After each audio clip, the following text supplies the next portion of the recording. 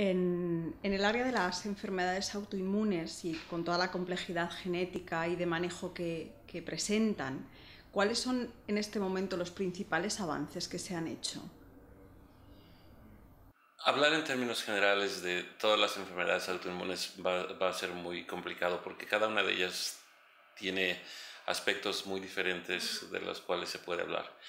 En el caso de la esclerosis múltiple, por ejemplo, lo que más trascendencia ha tenido en los últimos 2 o 3 años son los estudios genéticos.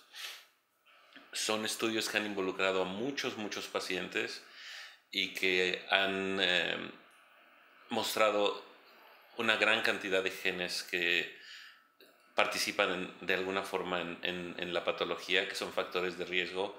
Y esto lo que ha hecho es abrir las puertas a muchos estudios futuros en los que la contribución de cada uno de estos genes a la patología podrá ser estudiada. Antes de haber hecho la genética, no sabíamos dónde buscar. Ahora tenemos muchas cosas, muchas dianas que uno puede empezar a estudiar una tras otra para tratar de entender más la enfermedad y ver si alguna de ellas tiene potencial terapéutico. Eso en el caso de la esclerosis múltiple.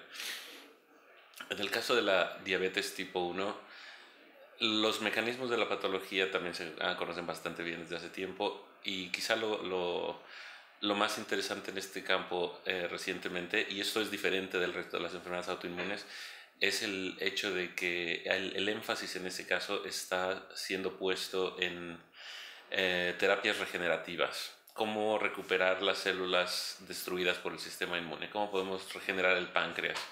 Entonces en este campo ha habido muchos estudios sobre transformar cierto tipo de célula en célula beta del páncreas, o cómo generar tejido en el laboratorio que después pueda ser trasplantado. Han habido ahí avances interesantes desde el punto de vista científico, pero desde el punto de vista terapéutico aún es muy pronto. Va a ser muy difícil hacer un ensayo clínico significativo.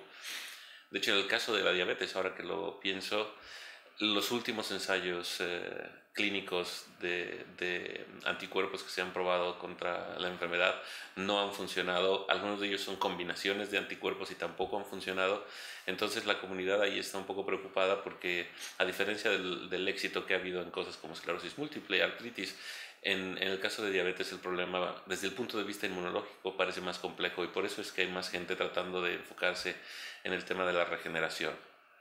Um, entonces, en mi opinión, esas son las dos enfermedades en las que ha habido más actividad recientemente. La artritis siguen habiendo avances, y siguen habiendo terapias nuevas, pero no ha habido algo particularmente espectacular en los últimos 2 o 3 años. Es el progreso normal del campo.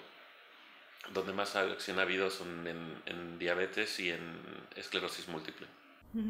Y con estos avances, ¿estamos realmente cerca de alguna manera de alcanzar una cura para estas enfermedades?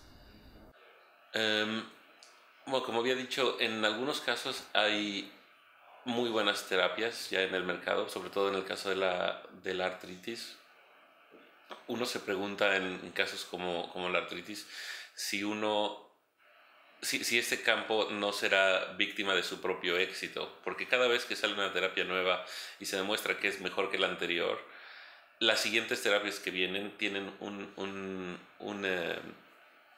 que probar ser mejores que esa terapia. Entonces es mucho más difícil y es mucho más costoso, porque igual el estudio tiene que ser más largo, tiene que incluir más pacientes, y las compañías no necesariamente tienen el interés en invertir tanto para algo que puede o puede no funcionar. Entonces habrá que ver en qué momento se alcanza un equilibrio, y yo creo que para algo como la artritis igual no estamos muy lejos, porque lo que hay en el mercado es bastante útil. En el caso de la esclerosis múltiple también existen varias drogas que han aparecido en la última década, y es un poco lo mismo. ¿En qué momento llegaremos al techo y será más difícil mejorar sobre ello? Igual en el caso de esclerosis múltiple todavía hay espacio, porque solo hay un par de drogas que han funcionado, quizá hay un poco más. En el caso de diabetes, esa es otra, hay otra diferencia entre la diabetes y el resto de las enfermedades. Ya dije un poco sobre el enfoque en la medicina regenerativa, pero la otra cosa también que es diferente en este caso contra las otras enfermedades autoinmunes es que el resultado del ataque del sistema inmune al organismo resulta en la pérdida de una molécula que es la insulina, ¿no? Ese es el punto. Entonces, por mucho tiempo lo que la gente ha hecho para tratar a estos pacientes es inyectarles insulina.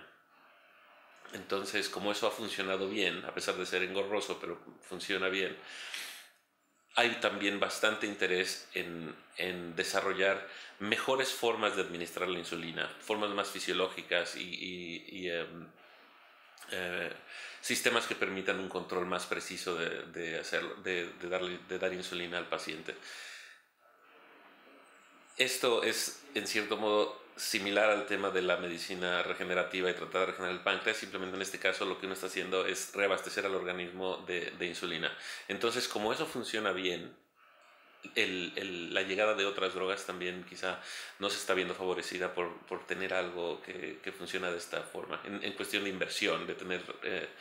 de una compañía gastarse los millones de dólares que cuesta hacer un ensayo clínico, igual hay menos ímpetu porque la necesidad de los pacientes es menos que en otras condiciones. En el caso de lupus creo que es una de las condiciones en las que menos éxito ha habido, lo cual es difícil de entender porque los mecanismos moleculares no parecen ser muy diferentes a los que se ven en las otras condiciones. Sin embargo, drogas que funcionan en esclerosis múltiple o en artritis no funcionan en lupus. ¿Por qué? No lo sabemos. En ese caso se necesitan más... se necesita más investigación para saber por qué no funciona y lo que es más importante, para saber qué sí va a funcionar. Eso es en cierto modo inexplicable porque no han funcionado las cosas. Y es de mucho interés porque ese es uno de esos casos en los cuales lo que se ve en la clínica es lo que va ahora a guiar la investigación en el laboratorio.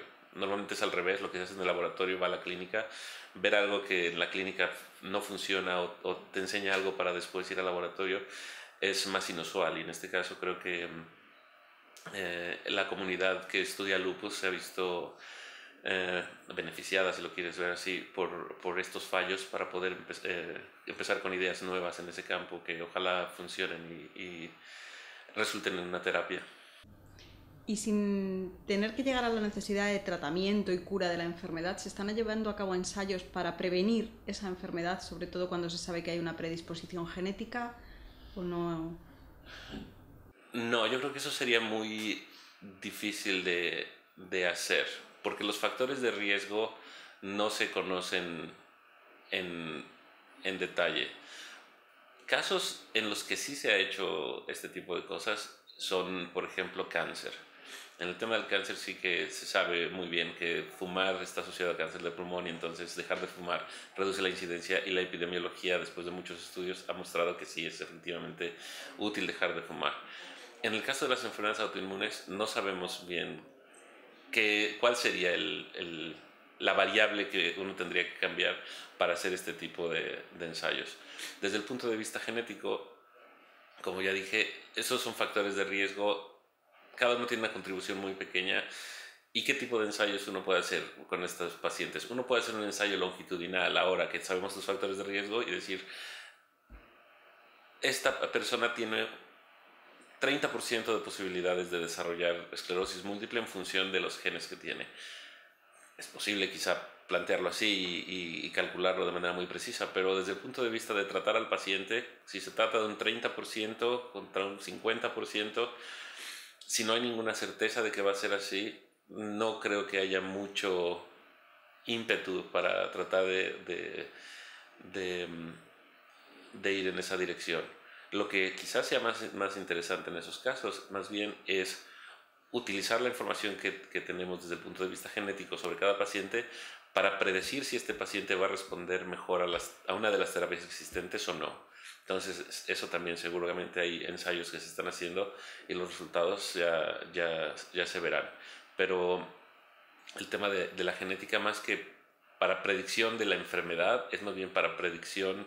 Si lo vamos a utilizar para predecir algo, será para predecir quién responde a una terapia o quién no va a responder a esta terapia, que es el concepto de medicina personalizada. Muy bien, pues muchísimas gracias. Muy bien.